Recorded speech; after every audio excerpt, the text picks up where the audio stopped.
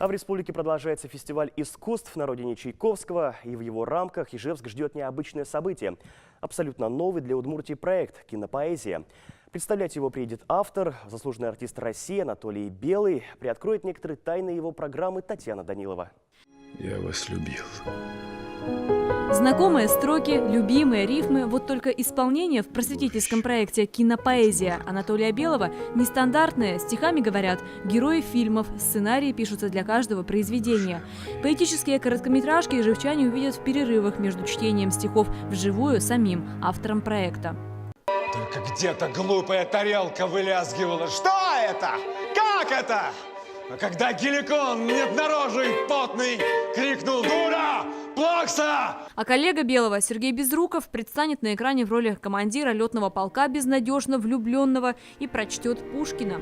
Храни меня, мой талисман. Храни меня в одни гонения.